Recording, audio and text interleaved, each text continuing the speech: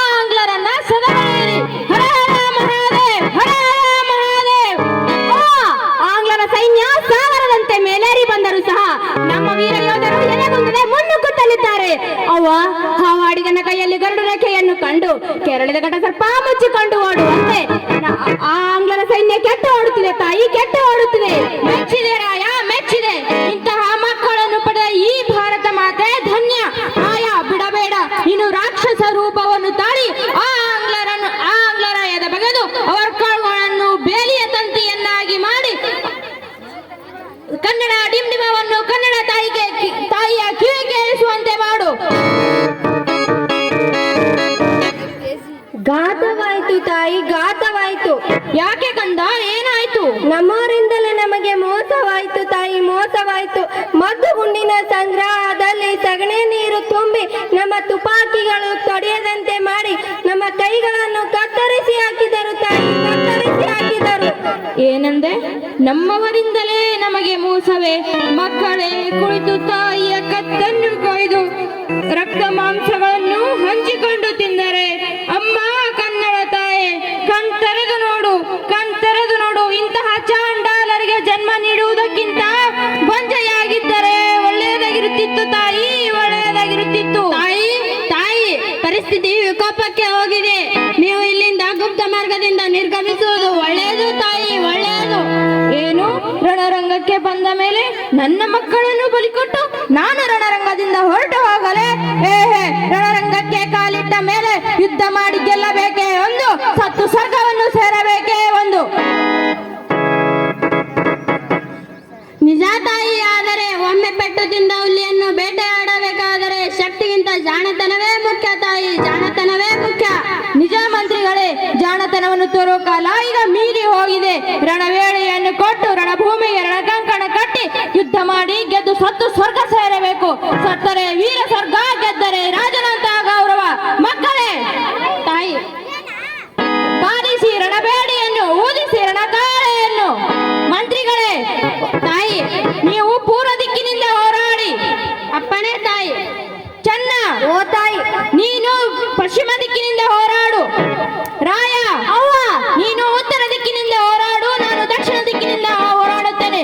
ಹೊರಡು ರಾಯ. ಸಾಧ್ಯವಿಲ್ಲ ತಾಯಿ, ಸಾಧ್ಯವಿಲ್ಲ. ನಿಮ್ಮ ಅಂಗರಕ್ಷಕನಾಗಿ ನಿಮ್ಮನ್ನು ಬಿಟ್ಟು ಹೋಗುವುದೇ ಅದೆಂದಿಗೂ ಸಾಧ್ಯವಿಲ್ಲ ತಾಯಿ. ಈಗ ನನ್ನ ರಕ್ಷಣೆಗಿಂತ ಕಿತ್ತೂರಿನ ನಂದಿ ಧ್ವಜದ ರಕ್ಷಣೆ ಮಿಗಿಲಾಗಿದೆ. ತಡ ಮಾಡದೆ ಉತ್ತರ ದಿಕ್ಕಿನಿಂದ ಹೋರಾಡಲು ಹೊರಡು ರಾಯ. ಹರ ಹರ ಮಹಾದೇವ್, ಹರ ಹರ ಮಹಾದೇವ್, ಹರ ಹರ ಮಹಾದೇವ್, ಹರ ಹರ ಮಹಾದೇವ್.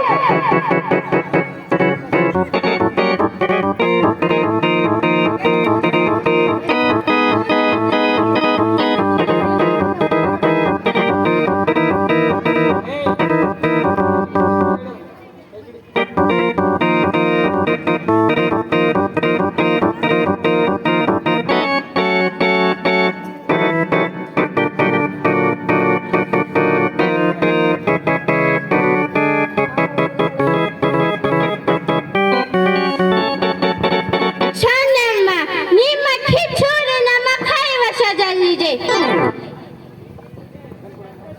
ಓ ತಂದೆ ಕಲ್ಮಠದ ಗುರುಸಿದ್ದೇಶ್ವರ, ನಿನ್ನ ಕರುಣೆಯ ಕಣ್ಣು ಈ ಕಿತ್ತೂರಿನ ಮೇಲೆ ಇಲ್ಲದಾಯಿತೆ.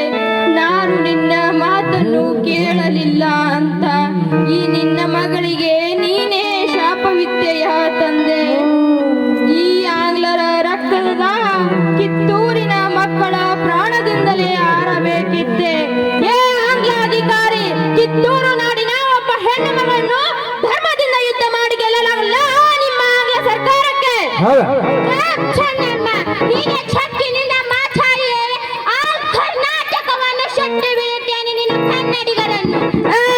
ಬಾಯಿ ಬಿಗಿ ಹಿಡಿದು ಮಾತನಾಡು. ಈ ಚೆನ್ನಮ್ಮನ ಬಂಧನವಾದ ಮಾತ್ರಕ್ಕೆ ನೀನು ಗೆದ್ದೆ ಎಂದು ಭಾವಿಸಬೇಡವು. ನನ್ನ ಮಗ ರಾಯಣ್ಣ ಬಂದೇ ಬರ್ತಾನೆ. ಕಿತ್ತೂರಿನ ಕೋಟೆ ಮೇಲೆ ನಿಮ್ಮಂತ ಪಾಪಿಗಳನ್ನ ಹೊಡೆದಾಡಿಸಿ ಮತ್ತೆ ಪ್ರತಿಯೊಬ್ಬರನ್ನು ಸರ್ವ ಸ್ವತಂತ್ರರನ್ನಾಗಿ ಮಾಡುತ್ತಾನೆ, ಮತ್ತೆ ಪ್ರತಿಯೊಬ್ಬರನ್ನು ಸರ್ವ ಸ್ವತಂತ್ರರನ್ನಾಗಿ ಮಾಡುತ್ತಾನೆ. ಆಂಗ್ಲ